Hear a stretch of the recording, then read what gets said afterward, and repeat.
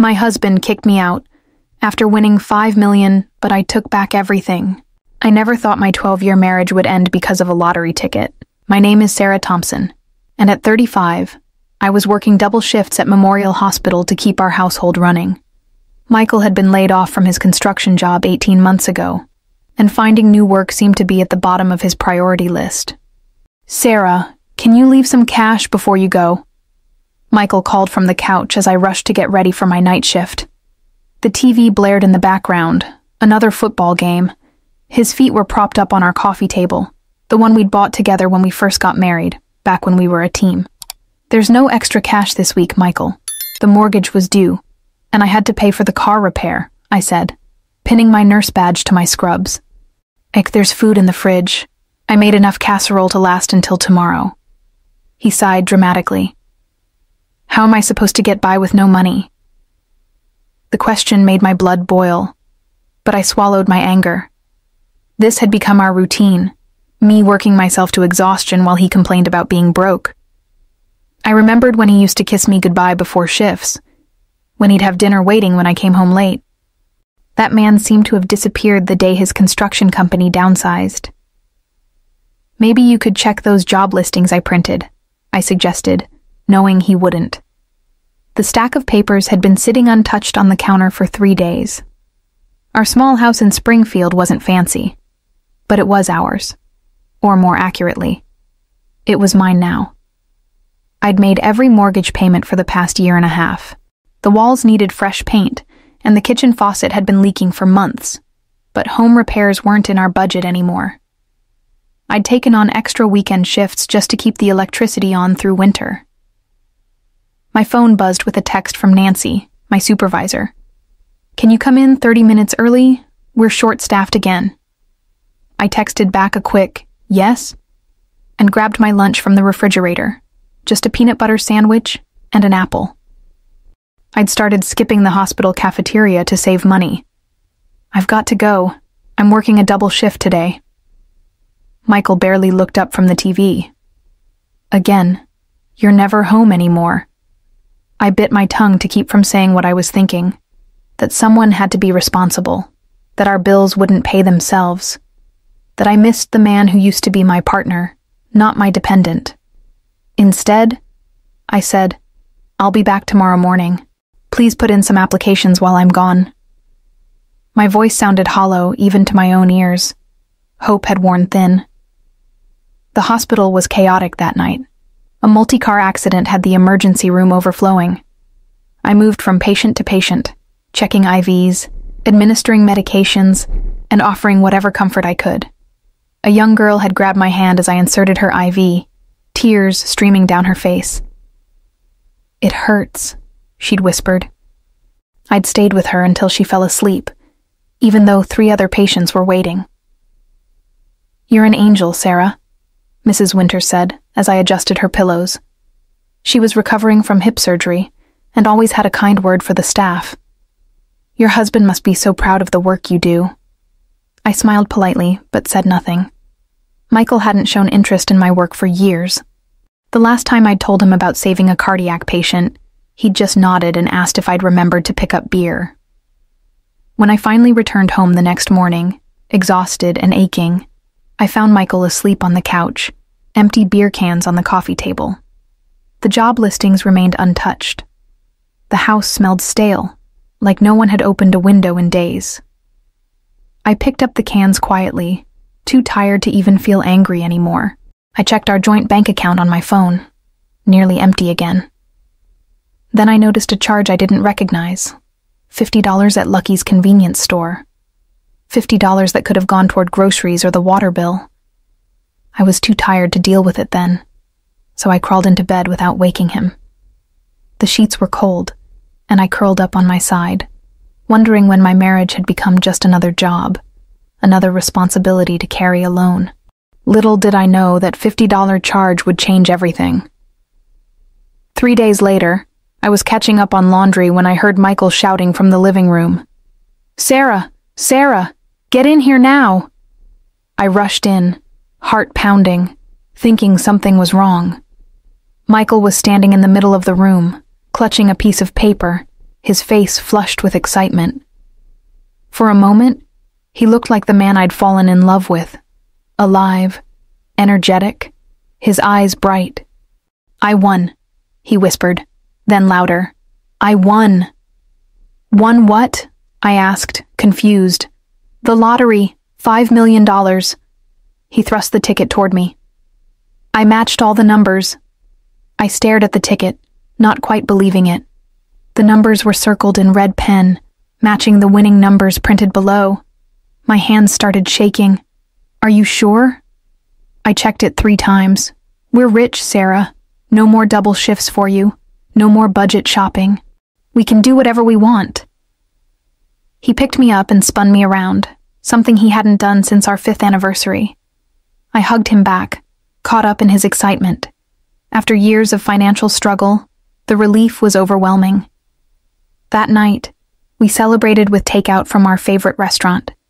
For the first time in over a year, we laughed together, made plans together. I let myself believe things would get better. "I'm going to call the lottery office tomorrow," Michael said, pouring more wine into our glasses. "They said it takes a few weeks to process everything." "We should talk to a financial advisor," I suggested. "Make sure we invest wisely. Maybe pay off the mortgage and set aside money for retirement." I was already thinking practically, imagining the security we'd never had. Michael waved his hand dismissively. "Don't worry about that now. Let's enjoy the moment." "I'm thinking about a vacation. Maybe Hawaii. You've always wanted to go." I smiled, remembering how I'd once cut out a magazine picture of a Hawaiian beach and stuck it to our refrigerator as motivation. Michael had noticed and promised to take me there someday. The picture had yellowed and curled at the edges before I finally took it down last year. The next few weeks were a blur of paperwork and meetings. Michael insisted on handling everything himself. "You're busy with work," he said. "I've got time to deal with this." I was grateful at first, thinking he was finally taking responsibility. I noticed small changes in him at first. A new expensive watch, designer clothes replacing his worn t-shirts. Then bigger changes. He started staying out late with people I'd never met, coming home smelling of expensive cologne and alcohol. When I asked about his new friends, he'd say they were business contacts or investment advisors. The day the money was finally deposited, Michael didn't come home until after midnight. I was waiting up, worried, a knot of anxiety tightening in my stomach with each passing hour. "Where have you been?" I asked as he stumbled through the door. His eyes were glassy, his movements uncoordinated. "Celebrating with some friends," he said, his words slightly slurred. "You wouldn't know them. High-end crowd." He said it like I wouldn't fit in, like I was somehow beneath these new people in his life. "We should celebrate together," I said, trying to hide how hurt I felt. "This is our win." He gave me a strange look, his eyes suddenly cold and calculating. "My win, Sarah, my ticket. But we're married. We share everything." My voice sounded small, even to my own ears. He laughed, a cold sound I'd never heard from him before. It sent a chill down my spine. "Speaking of sharing, I've been thinking, this is a chance for both of us to start fresh." "What do you mean?" My heart was pounding so hard I could feel it in my throat. "I mean," he said, sitting down across from me, "that I'm not happy anymore. Haven't been for a long time." He said it so casually, like he was commenting on the weather, not destroying our life together. The words hit me like a physical blow. I couldn't breathe for a moment. "Michael, if you're unhappy, we can work on it. Maybe see a counselor." "No," he interrupted. "I don't want to work on it. I want out." He wouldn't meet my eyes, staring instead at his new watch, adjusting the band. Tears filled my eyes, hot and sudden. "You're leaving me now, after I supported us for years." My voice broke on the last word. His face hardened. "I supported us plenty before I lost my job. And now I don't need anyone's support. He stood up, towering over me. I've already talked to a lawyer. He's drawing up the papers. 2 days later, he brought home divorce papers. I refused to sign them, still believing we could work things out. That's when things got ugly. Michael threw a house party while I was working a night shift. When I came home, our house was filled with strangers, music blasting, expensive liquor flowing freely. Someone had spilled red wine on our couch, the one we'd saved for months to buy when we first got married. "Who are all these people?" I asked, exhausted and confused. A woman I'd never seen before was wearing my favorite serving platter as a hat, laughing hysterically. Michael pulled me into the kitchen, away from his new friends. His eyes were bloodshot, but his grip on my arm was firm. "This is my life now, Sarah. You don't fit in it anymore." "This is my house too," I protested, pulling away from him. "I've paid for it. I've kept it going." "Actually," he said with a smirk, "I just made an offer on a mansion in Lakeside Hills.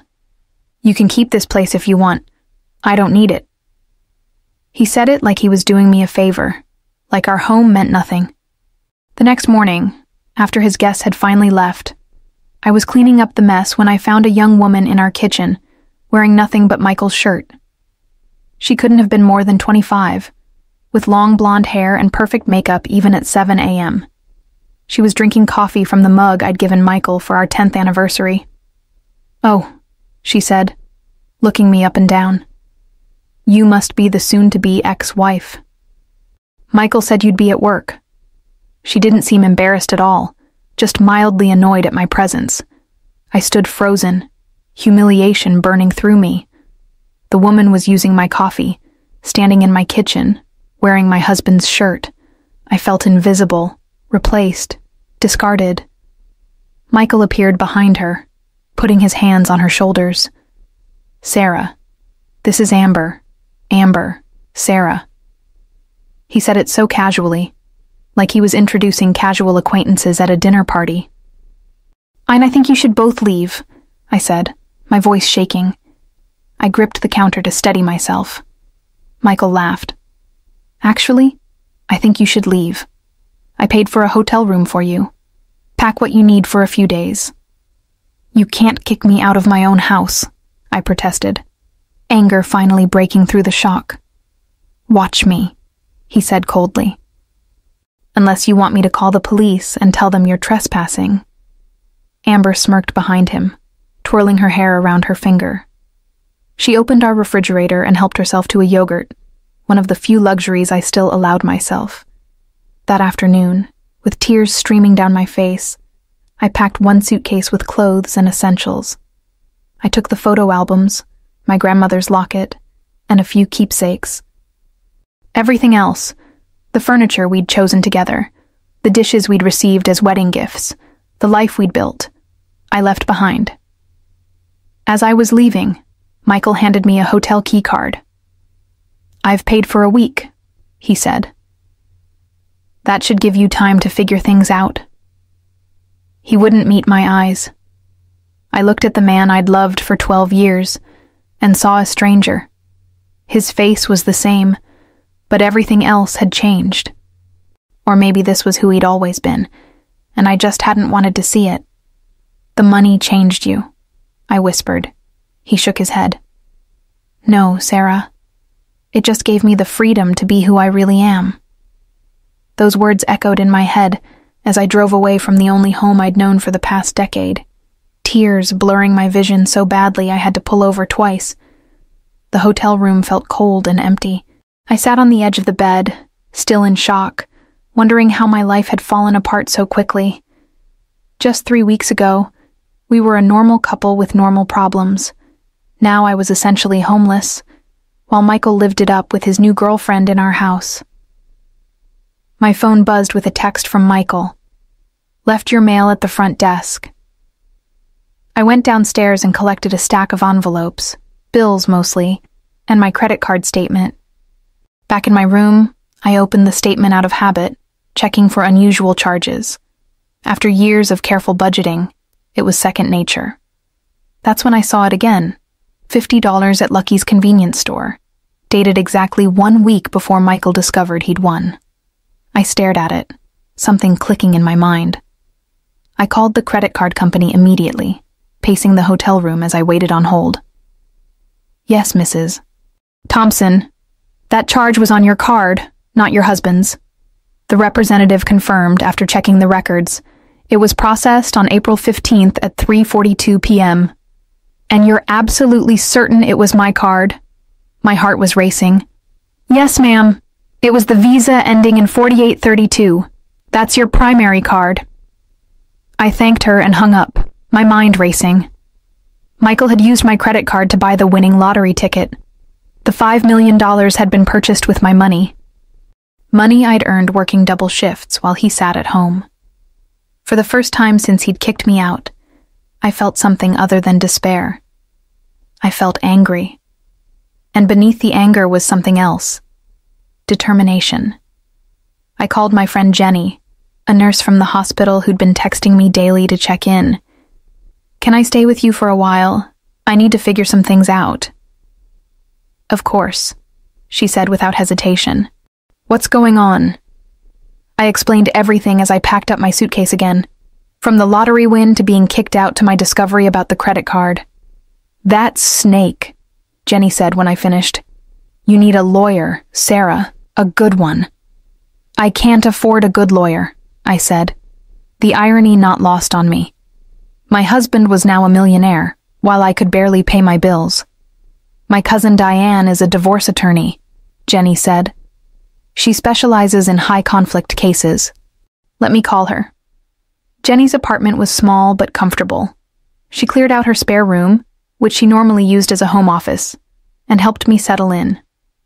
That night, we sat on her balcony with glasses of wine, looking out at the city lights. I feel so stupid, I admitted. I believed in him. I thought we were partners. You're not stupid, Jenny said firmly. You're loyal and kind. He's the one who threw away something precious. She squeezed my hand. And now you're going to make him regret it. The next morning, we met with Diane at her office downtown. She was a sharp-dressed woman in her 50s, with keen eyes that missed nothing. Her office walls were covered with degrees and certifications, and her desk was meticulously organized. So your husband won the lottery and immediately wanted a divorce, she summarized after I explained everything. And you believe he purchased the winning ticket with your credit card? I nodded, showing her the statement. I was working that day. He was home. He must have taken my card from my wallet. Do you have any proof it was him who made the purchase, not you? I was working that day. A double shift. I can get my time card from the hospital. I remembered that day clearly. A patient had coded, and I'd stayed 2 hours past my shift to help stabilize him. Diane made notes. Good. And do you know which specific lottery ticket was the winner? The drawing date, numbers, anything like that? It was the Mega Millions from April 22nd, I said. I don't know the exact numbers, but it should be public record. It is, she confirmed, typing something into her computer. And Lucky's convenience store. That's on Maple Street, correct? Near your home? I nodded again. About 3 blocks away. Michael goes there sometimes to buy beer. They'll have security footage, Diane said. Though after this much time, we'll need to act quickly before it's erased. Most places only keep footage for 30-60 days. Can we really prove the ticket was bought with my money? I asked, afraid to hope. If he used your credit card without permission, that's technically fraud, Diane explained. But more importantly for the divorce case, it means the lottery winnings could be considered marital property, or potentially even your separate property. For the first time since Michael had kicked me out, I felt a flicker of hope. You mean I might be entitled to some of it? You might be entitled to all of it, Diane said, leaning forward. If we can prove he purchased the winning ticket with your separate funds, without your knowledge or consent, a judge could rule that the winnings are rightfully yours. My breath caught in my throat. Really? It's not a slam dunk, she cautioned, but it's a strong argument. Especially combined with his subsequent behavior, kicking you out, flaunting his new relationship, trying to force you to sign divorce papers quickly. What do we do first? I asked, sitting up straighter. First, we file for divorce before he does. That gives us some procedural advantages. Then we request an emergency hearing for temporary support and to freeze the assets so he can't spend or hide the money. She looked at me seriously. This won't be easy, Sarah. Men like your husband, who suddenly come into money and let it change them, they fight dirty. He'll try to paint you as a gold digger. He'll bring up every argument you ever had. He might even try to claim you were unfaithful. Are you prepared for that? I thought about Michael's cold eyes as he'd handed me the hotel key, about Amber smirking in our kitchen, about 12 years of marriage discarded like trash, about working myself to exhaustion only to have him steal my money and use it to win millions. I'm prepared, I said firmly. He took everything from me. I want justice. Diane worked fast. By the end of the week, she had filed divorce papers and requested an emergency hearing. She also sent a formal letter to Lucky's convenience store requesting they preserve any security footage from April 15th. And we need to build a solid case, she explained, as we sat in her office reviewing documents. That means gathering evidence of everything, your financial contributions to the marriage, his abandonment, and most importantly, proof that the winning ticket was purchased with your money. I took a week off from work to focus on gathering documents. I collected bank statements showing my deposits covering our mortgage and bills. I found tax returns proving I'd been the primary earner for the past 18 months. I even had text messages from Michael asking for money. Jenny helped me organize everything at her kitchen table. The judge needs to see how you carried this marriage, she said, pointing to a stack of overtime pay stubs. I just thought we were in it together, I admitted, looking at the evidence of my exhausting schedule. That's because you're a good person, Jenny said, squeezing my shoulder. And he's a selfish jerk who got lucky, with your money. The next day, Diane called with news. Lucky's still has the footage, she said, excitement in her voice. I sent my investigator to view it. Sarah, we have Michael on camera buying the ticket at exactly 3:42 p.m. on April 15th. He clearly uses a credit card, and the timestamp matches your statement perfectly. My heart raced. So we can prove it. It's strong evidence, Diane confirmed. I've also subpoenaed the Lottery Commission for the exact ticket information.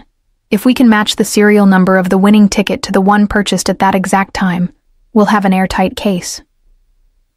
While Diane worked on the legal front, I had another mission. Michael had always been careless with passwords and login information. I still had access to our shared email account, the one we'd used for household matters. What I found made me sick to my stomach. Emails between Michael and Amber dating back 3 months before the lottery win. He'd met her at a bar while I was working a night shift, and had been seeing her secretly ever since. There were intimate details that made me close my eyes in pain, realizing our marriage had been a sham for longer than I'd known. There were also emails about expensive purchases, a $85,000 sports car, designer clothes, even a consultation with a real estate agent about the mansion he'd mentioned. He'd already put down a deposit on a vacation to Bali, not Hawaii, where I'd always wanted to go, but Bali, where Amber had apparently always dreamed of visiting. Most damning of all was an email to his friend Dave. Once the money comes through, I'm ditching Sarah.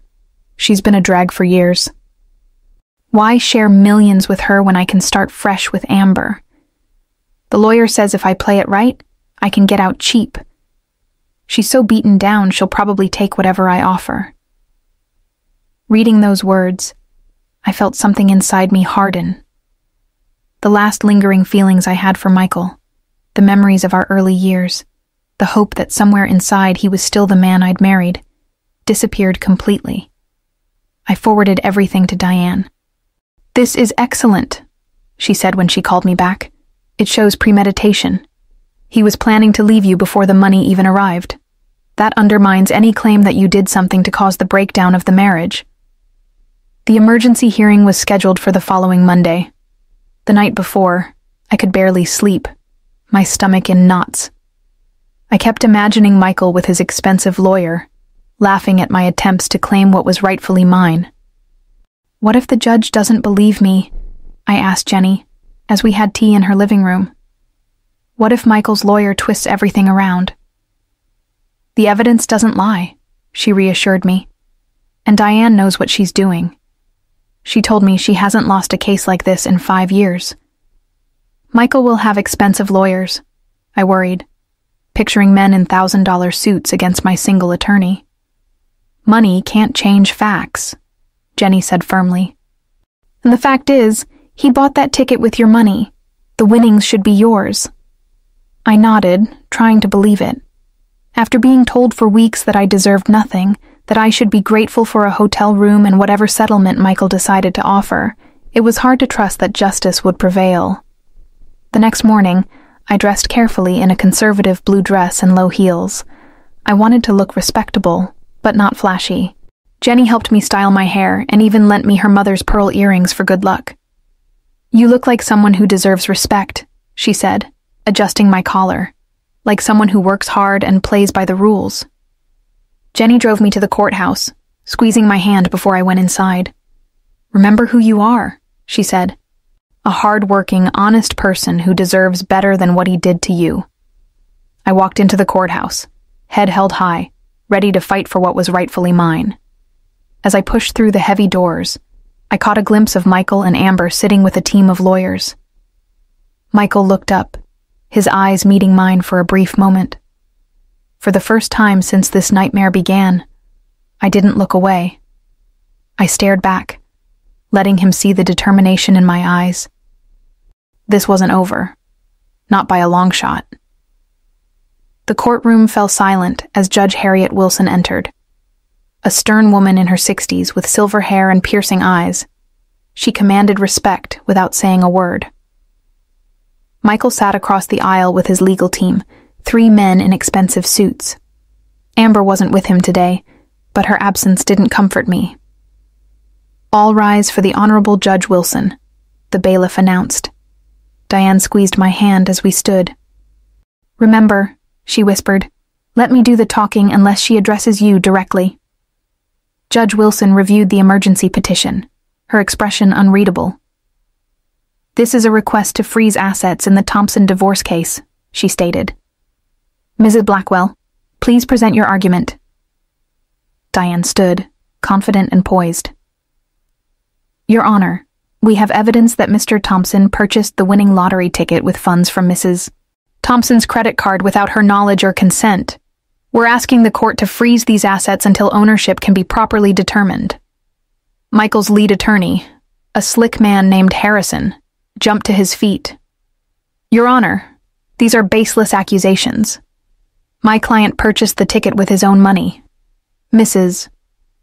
Thompson is simply trying to claim what isn't hers.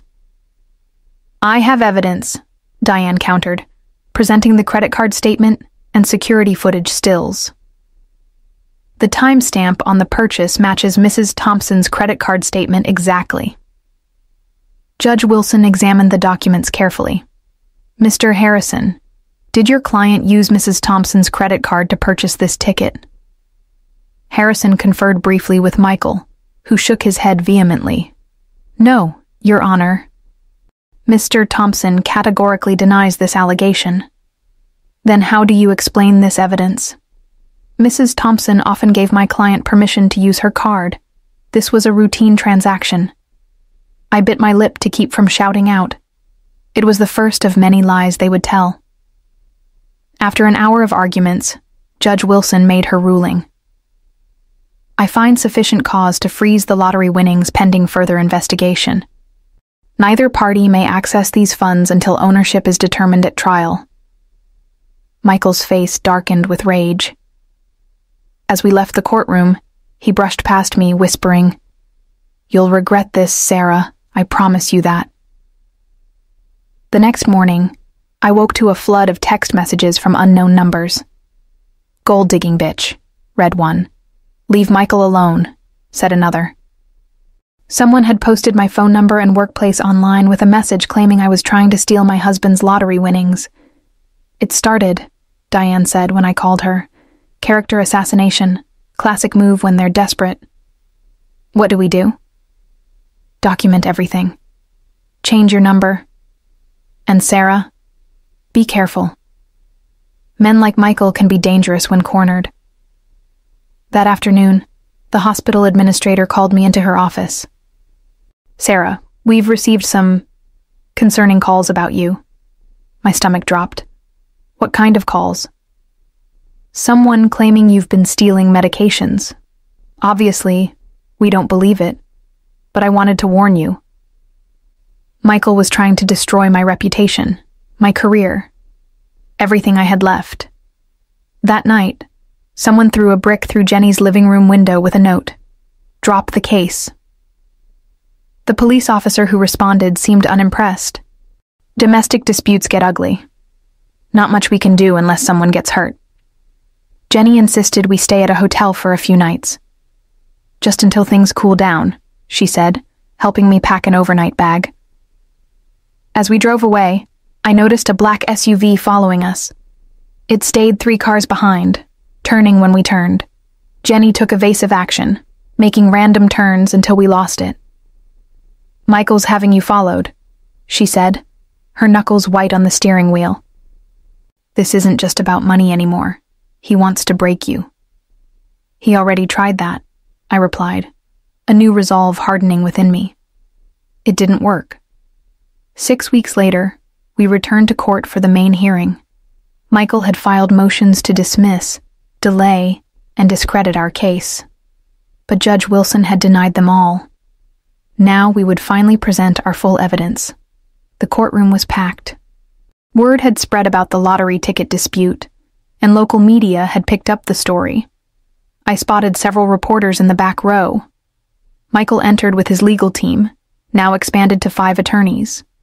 He looked confident, even smug, nodding to someone in the gallery. I turned to see Amber sitting there, wearing designer clothes that probably cost more than my monthly salary. "Don't let them intimidate you," Diane whispered.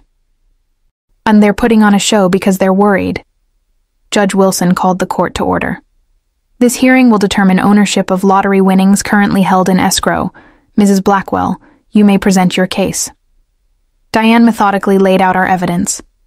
My work records proving I was at the hospital when the ticket was purchased, the credit card statement, the security footage showing Michael at Lucky's convenience store. Mrs. Thompson worked double shifts as a nurse to support her household, while Mr. Thompson remained unemployed for 18 months, Diane explained. She had no knowledge that her credit card was used to purchase this ticket. When it was the defense's turn, Harrison approached with a thick folder. "Your Honor, we have evidence that Mrs. Thompson authorized all purchases on her credit card." He presented a document with my signature. "This is a written authorization for Mr. Thompson to use her credit card as needed." I gasped. The signature looked like mine, but I'd never signed such a document. "Furthermore," Harrison continued, "we have bank records showing Mr. Thompson deposited cash into their joint account regularly, money from odd jobs he performed while seeking full-time employment." He presented statements showing deposits of $200, $300 every few weeks. "These deposits more than cover the cost of the lottery ticket," Harrison argued. "Mr. Thompson was contributing financially to the household, contrary to Mrs. Thompson's claims." Diane leaned over. "Those records are fabricated," she whispered. "Did he ever deposit cash?" I shook my head. "Never, not once in the last year." As Harrison continued presenting evidence, my hope began to fade. They had documentation for everything, all of it false, but convincing. They even produced a witness, Michael's friend Dave, who testified that Michael had told him about buying the ticket with his own money. "He was so excited," Dave said with practiced sincerity. "He told me he'd been saving up specifically to buy lottery tickets. Said he had a feeling about this one." By lunchtime, I was fighting back tears. "They're lying about everything," I told Diane in the hallway. Tan, how can they get away with this? They're desperate, she replied, and desperate people make mistakes. Trust me. When court resumed, Harrison played his final card. Your Honor, we have video evidence that directly contradicts Mrs. Thompson's claims. He presented a video showing Michael at an ATM, withdrawing cash, dated the day before the lottery ticket purchase. As you can see, Mr. Thompson withdrew $100 from their joint account. This is the money he used to purchase the winning ticket, not Mrs. Thompson's credit card. Judge Wilson turned to Diane. Mrs. Blackwell, do you have any response to this evidence? Diane stood, unruffled. Yes, Your Honor. We request a brief recess to consult with our client. In a small conference room, I collapsed into a chair. It's over. They've thought of everything. Not everything, Diane said, her eyes gleaming. That ATM video is their mistake. I need to make a call. She stepped out, leaving me alone with my thoughts. Through the window, I could see Michael in the hallway, laughing with his attorneys. He'd fabricated evidence, threatened me, tried to destroy my reputation, and he was about to win. When Diane returned 15 minutes later, she was smiling, ready to turn this around. How? They have documentation for everything. Not everything, she repeated. And sometimes the simplest evidence is the most powerful. Court resumed with Judge Wilson looking impatient. Mrs. Blackwell, your response to the defense's evidence. Your Honor, we'd like to call a surprise witness, Thomas Jenkins, manager of Lucky's convenience store. Michael's attorneys objected immediately, but Judge Wilson overruled them. I'll allow it. Thomas Jenkins was a balding man in his 50s with reading glasses perched on his nose. After being sworn in, he confirmed he was working on April 15th when the winning ticket was sold. Mr. Jenkins, Diane began, do you recognize this man? She pointed to Michael. Yes, ma'am. He comes in pretty regular for beer and cigarettes. Was he in your store on April 15th around 3:42 p.m.? Yes, ma'am. He was. And did he purchase a lottery ticket? Yes, ma'am. A Mega Millions ticket. How did he pay for this ticket? Credit card. I remember because we had just started accepting cards for lottery purchases that week. Harrison jumped up. Objection! The witness cannot possibly remember a specific transaction from months ago. Actually, I can, Jenkins replied before the judge could rule. It was unusual enough that I made note of it. What was unusual about it? Diane asked. Well, the name on the card was Sarah Thompson, but it was a man using it. I asked to see ID, and he got real upset, said it was his wife's card, but he had permission. I almost didn't run it through, but he made such a fuss I finally did. The courtroom erupted in murmurs. Judge Wilson banged her gavel. Order! Mr. Jenkins, Diane continued when silence returned. Did you keep any record of this transaction? Yes, ma'am. All credit card receipts require a signature. We keep them for 6 months. He pulled a folded paper from his pocket. This is the receipt from that day. Shows the card number, time of purchase, and his signature. Diane presented the receipt to the court. Your Honor, this receipt shows the last 4 digits of Mrs. Thompson's credit card, matching her statement exactly, and the signature, Michael Thompson, proves he used her card. Harrison was on his feet again. Your Honor, this proves nothing. As we've established, Mr. Thompson had permission to use this card. One moment, Diane said. Mr. Jenkins, did Lucky's convenience store have security cameras on April 15th? Yes, ma'am, inside and out. And have you reviewed that footage recently? I have. Your investigator asked me to preserve it. What does it show? Shows Mr. Thompson coming in at 3:40 p.m., buying the lottery ticket at 3:42 p.m., and signing the credit card receipt. Your Honor, Diane said, we'd like to present the complete security footage, which clearly shows Mr. Thompson using Mrs. Thompson's credit card, and something else the defense's edited version conveniently omitted. The complete footage played on the courtroom monitor. It showed Michael entering the store, selecting a lottery ticket, and approaching the counter. When Jenkins asked for ID, Michael became visibly agitated, gesturing angrily. Then came the crucial moment. Michael pulled out a wallet, removed a credit card, and handed it over. The camera angle clearly showed it wasn't his wallet. "Your Honor," Diane said, "that wallet belongs to Mrs. Thompson. She can identify it, and we have photos of her carrying it. Mr. Thompson took her wallet from her purse while she was at work, used her credit card without permission, and purchased the winning lottery ticket with her money." Michael's face had gone pale. His attorneys huddled around him, whispering urgently. "Furthermore," Diane continued, "the ATM video the defense presented shows Mr. Thompson withdrawing money the day before the ticket purchase. But bank records show that money was withdrawn and then deposited into a separate account Mr. Thompson opened without Mrs. Thompson's knowledge. He never used that cash for the lottery ticket." Judge Wilson turned to Harrison. "Counselor, do you have an explanation for this discrepancy?"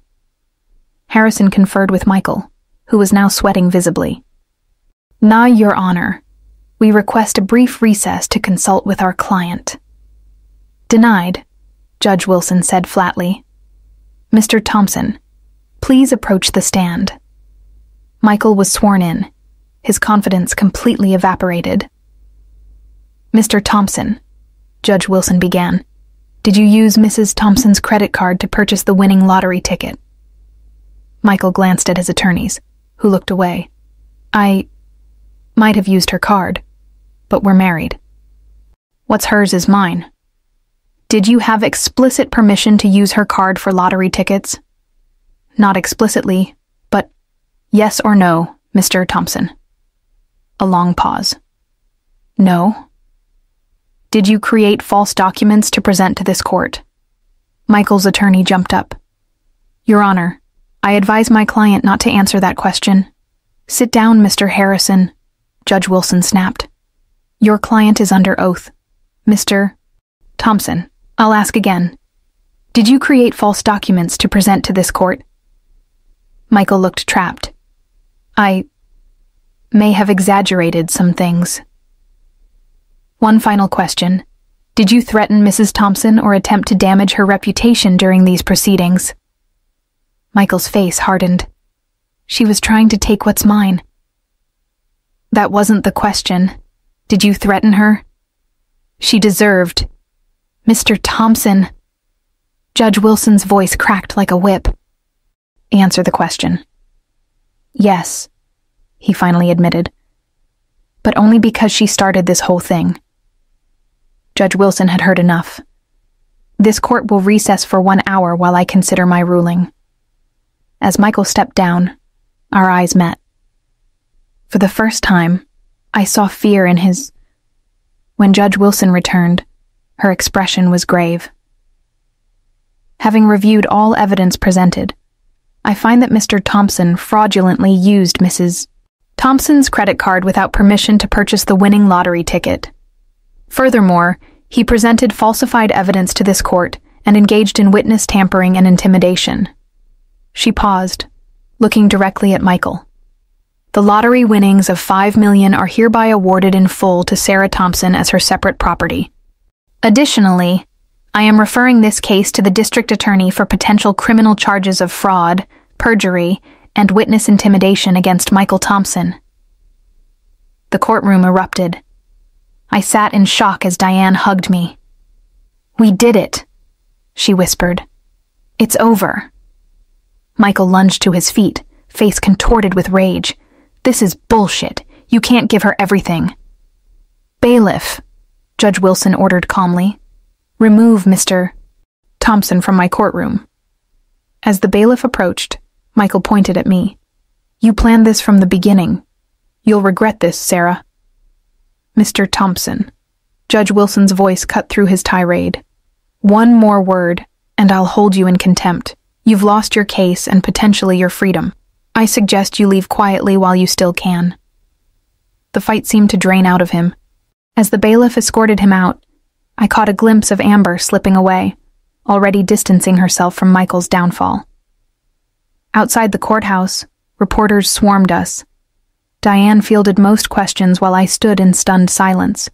It didn't feel real yet, that after months of fear and uncertainty, justice had prevailed. "How does it feel to win?" one reporter asked me directly. I thought for a moment. It's not about winning. It's about truth. And sometimes the truth takes time to come out, but it always does. 3 months later, I moved into a new home. Nothing extravagant, but mine completely. Michael had been charged with multiple felonies and accepted a plea deal. 2 years in prison and full restitution for his legal fees and the damage he'd caused. I returned to nursing, but only part-time. The rest of my time went to establishing the Second Chance Foundation, helping women rebuild their lives after financial abuse. Our first fundraiser was held at Memorial Hospital, where I'd worked so many double shifts. "Quite a turnout," a voice said behind me. I turned to find a tall man with kind eyes and salt and pepper hair. "Dr. James Carter," he introduced himself. "I'm the new head of cardiology."